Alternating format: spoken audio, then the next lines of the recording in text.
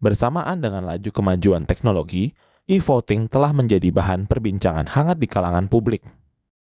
Dalam laporan ini, kami merangkum beragam pandangan dan aspirasi yang berasal dari berbagai lapisan masyarakat terkait sistem pemilihan berbasis digital ini. Membuka jendela ke berbagai perspektif, mari kita selami sentimen opini publik tentang e-voting.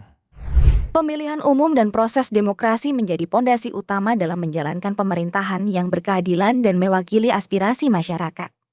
Sebagai bangsa yang terus bergerak maju dalam era digital, tantangan untuk menyelenggarakan pemilihan yang lebih inklusif, efisien, dan transparan semakin mendesak. Pesta demokrasi sebentar lagi akan dilaksanakan, yaitu pada 14 Februari 2024. Adapun, terdapat 3 jenis pemilu yang akan dilaksanakan, yaitu pemilu legislatif, pemilu presiden, dan disusul dengan pemilu kepala daerah. Komisi Pemilihan Umum menetapkan daftar pemilih tetap pemilu 2024 sebanyak 204.807.222 pemilih. Penetapan DPT dilakukan melalui rapat pleno terbuka rekapitulasi daftar pemilih tetap tingkat nasional pemilu tahun 2024. Anggota KPU, Yulianto Sudrajat menyampaikan bahwa kebutuhan anggaran untuk pemilu serentak 2024 adalah sebesar 76 triliun. Anggaran tersebut dibagi menjadi 3 tahun, yaitu tahun 2022 sebesar 8 triliun, tahun 2023 sebesar 23,8 triliun, dan tahun 2024 sebesar 44,7 triliun. Namun, jika ternyata terjadi pemilu putaran kedua, maka anggaran yang dikeluarkan oleh KPU akan bertambah 14,4 triliun.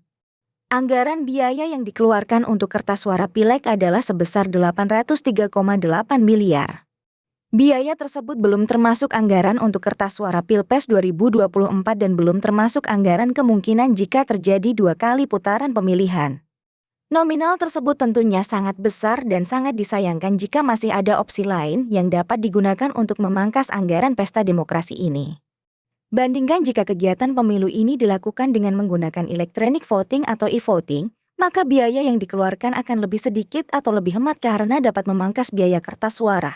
Periode survei dilakukan mulai tanggal 19 Juli sampai dengan 27 Juli 2023.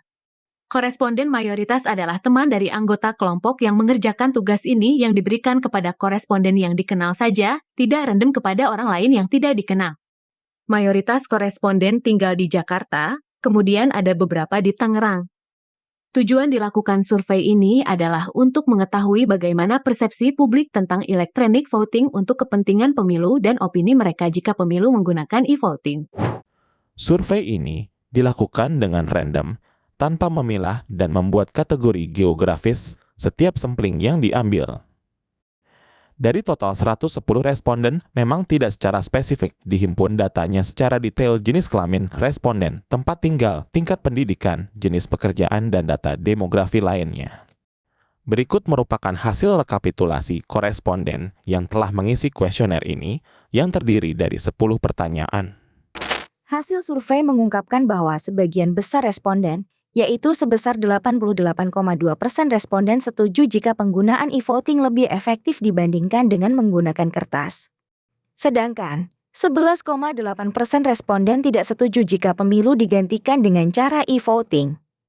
Responden yang tidak setuju jika pemilu menggunakan e-voting ini menarik, karena berpikir e-voting dianggap tidak efektif dan menghabiskan dana yang lebih banyak dari penggunaan kertas suara 800 miliar. Hasil survei mengungkapkan bahwa hampir seluruh responden, yaitu sebesar 99,1% responden setuju jika penggunaan e-voting mempercepat dalam rekapitulasi suara. Sedangkan, 0,9% responden tidak setuju dengan pernyataan tersebut atau menganggap bahwa penggunaan e-voting tidak mempengaruhi kecepatan waktu rekapitulasi suara. Responden yang tidak setuju jika e-voting lebih cepat sebanyak 1 orang responden. Apakah ini sebuah error, atau memang responden tidak paham apa itu e-voting? Hasil survei mengungkapkan bahwa sebagian besar responden, yaitu sebesar 89% responden mendukung penggunaan e-voting dalam pemilu. Sedangkan 11% responden tidak mendukung penggunaan e-voting dalam pemilu. terdapat 12 responden yang tidak mendukung penggunaan e-voting. Dari 12 responden yang tidak setuju ini, terdapat 9 responden yang tidak setuju karena beranggapan bahwa penggunaan e-voting lebih mahal biayanya dari penggunaan kertas suara 800 miliar. Hasil survei mengungkapkan bahwa hampir seluruh responden, yaitu sebesar 95,4% responden setuju bahwa penggunaan e-voting lebih praktis dibandingkan menggunakan kertas. Sedangkan 4,6% atau 5 responden tidak setuju dengan pernyataan tersebut. Dari 5 orang responden yang menganggap e-voting tidak praktis, konsisten karena biaya e-voting dianggap lebih mahal dari kertas suara. Hasil survei mengungkapkan bahwa sebagian besar responden, yaitu sebesar 56% responden menganggap bahwa Indonesia belum siap untuk menerapkan e-voting pada pemilu tahun 2024. Sedangkan 44% responden menganggap bahwa Indonesia sudah siap untuk menerapkan e-voting pada pemilu 2024. Hasil survei mengungkapkan bahwa sebagian besar responden, yaitu sebesar 71,6% responden, setuju bahwa penggunaan e-voting dapat meningkatkan partisipan yang ikut mencoblos dalam pemilu. Sedangkan sisanya, yaitu 28,4% responden tidak setuju dengan pernyataan tersebut. Hasil survei mengungkapkan bahwa sebagian besar responden, yaitu sebesar 74,3% responden setuju bahwa penggunaan e-voting dapat mengurangi kecurangan dalam pemilu. Sedangkan sisanya, yaitu 25,7% responden tidak setuju dengan pernyataan tersebut. Hasil survei mengungkapkan bahwa sebagian besar responden, yaitu sebesar 60,9% responden setuju bahwa penggunaan e-voting dapat mengurangi perilaku money politik. Sedangkan sisanya, yaitu 39,1% responden tidak setuju dengan pernyataan tersebut, yang berarti bahwa 39,1% responden ini menganggap bahwa penggunaan e-voting tidak berpengaruh terhadap perilaku money politik. Hasil survei hampir seimbang, yang mana 50,9% responden setuju bahwa pemerintah dan penyelenggara pemilu memiliki infrastruktur teknologi yang memadai untuk melaksanakan e-voting. Sedangkan 49,1% responden menganggap bahwa pemerintah dan penyelenggara pemilu belum memiliki infrastruktur teknologi yang memadai untuk melaksanakan pemilu.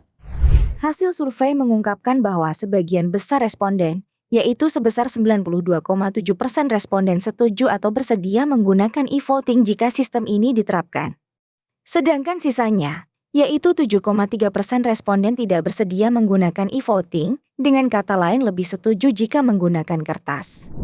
Kesimpulan dari survei ini menunjukkan bahwa sebagian besar responden mendukung penggunaan e-voting dan percaya bahwa teknologi ini dapat bermanfaat dalam pemilihan umum.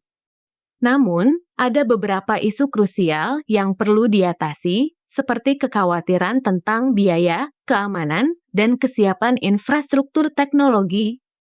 Pemerintah dan penyelenggara pemilu harus terus berupaya untuk mengedukasi masyarakat tentang manfaat dan keamanan e-voting, serta memastikan bahwa infrastruktur dan keamanan teknologi yang memadai dapat tersedia sebelum mengimplementasikan e-voting dalam pemilihan umum.